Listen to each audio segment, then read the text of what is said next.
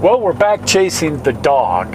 Again, yeah. The dog didn't get out. It's the division operating group. That dog. Because Angel was out in the backyard crying when we got home the last time. Anyway. It is a different kind of dog.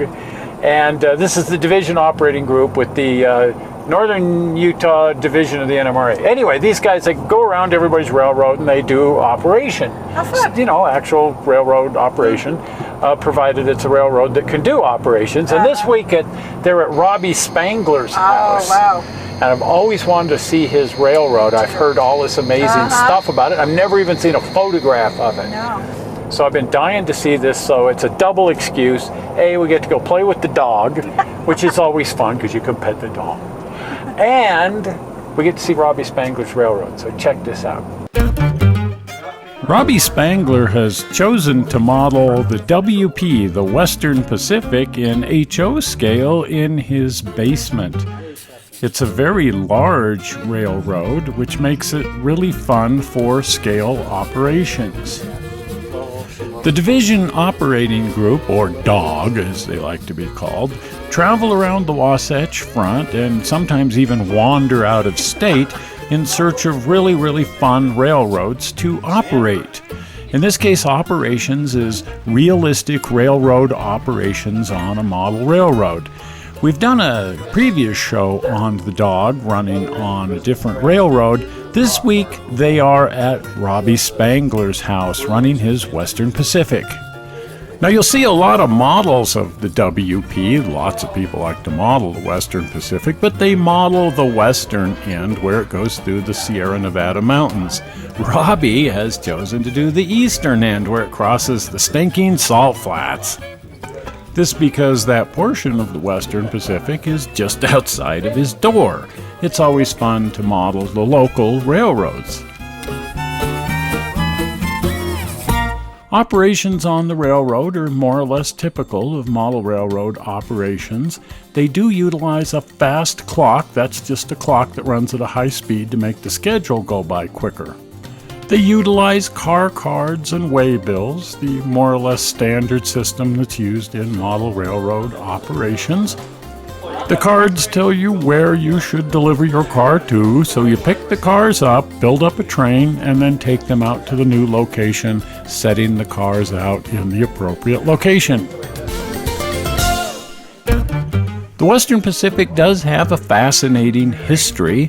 Back when the Denver and Rio Grande Western was being built, they were forced to become a Pacific Railroad when they were blocked from going south to Mexico City. So they turned west, heading for California, and they only made it as far as Salt Lake City. In 1903, they did start building west from Salt Lake City, but under the name Western Pacific, a whole new company, but being built by the Denver and Rio Grande Western to finally complete their line to California. The main line was finished in 1909, but in 1931 they built a new main line down the Feather River Canyon in the Sierra Nevada mountains, and at Keddie, California, they built a Y, the famous Keddie Y, with a branch line up to the Great Northern Railroad. Now, Robbie has chosen to model the eastern end of the railroad, not the really famous part down in the Sierra Nevada mountains. When they left Salt Lake City, the WP headed directly out over the Great Salt Lake Desert. A lot of people said that could not be done because any track laid out there would just simply sink into the mud. Back in the 1840s, the infamous Donner-Reed wagon train had attempted to cross the salt flats and, well, they sank into the mud, ultimately causing them to get stranded in the Sierra Nevada mountains, and they resorted to cannibalism to stay alive. Yee.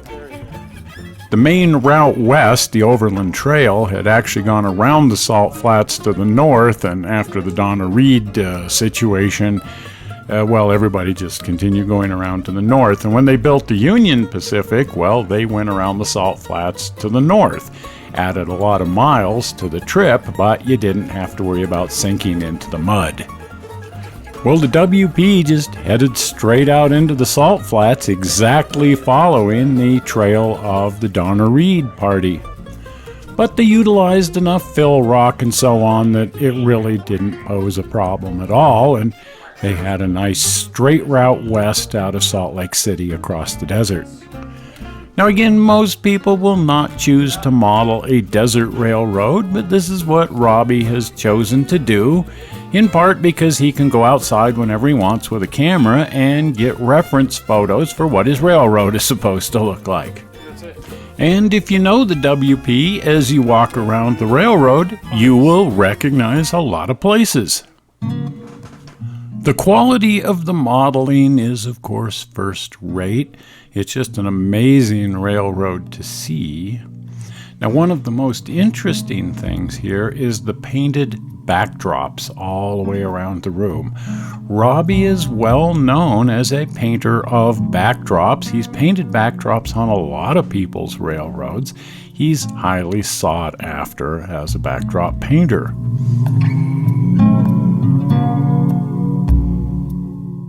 Many of these locations, like Mount Ogden here, are very recognizable. Now, Robbie's been able to get away with a lot of rule breaking. There's a lot of rules in painting backdrops about never have the land come directly up to the backdrop and don't paint buildings on there and so on and so forth. But Robbie has been able to break all of those rules successfully. It's always challenging to have a two-dimensional painted backdrop collide with three-dimensional space, but Robbie's backdrops feel very three-dimensional, and they just blend nicely in with the model railroad. He has his own particular technique for building in atmosphere, which really makes the scenes feel deep. Most of the railroad is actually very, very shallow. It's very narrow, but these backdrops make it feel like a vast open space. Now, the people coming to run the railroad will quite often bring their own equipment, so you will see foreigners running all over the WP main line here.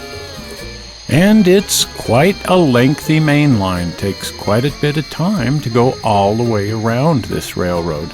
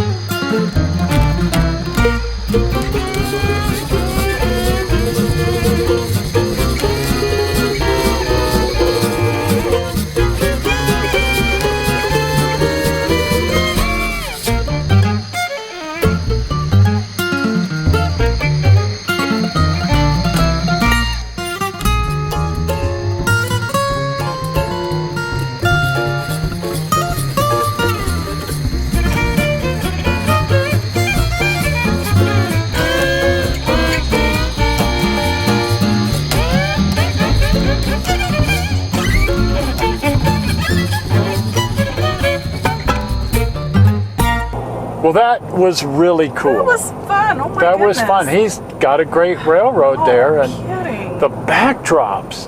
It's like he just paints the best backdrops. Yes, he does. And I talked to him about doing a show just on painting backdrops. Nice. And as it happens, he said yes. Oh, good, because I want him to teach me.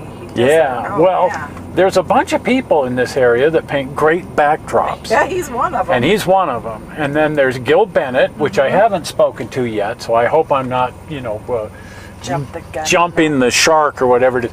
Because I hope he'll do one. Yeah. And then I have spoken to Steve Stribble. Yeah, he's another one. Steve's Railroad and all of his great backdrops, and he paints excellent backdrops. Yes, he does. And then our attempts at doing backdrops, so that we have a baseline to kind of compare these brilliant people against. But I want to do 4 complete shows on how to paint backdrops because we just happen to have access to some of the best backdrop painters on the planet. Yeah. So it makes sense that we would do that. And we're working on a backdrop. So then that gives us an excuse to put our own backdrop in there as well.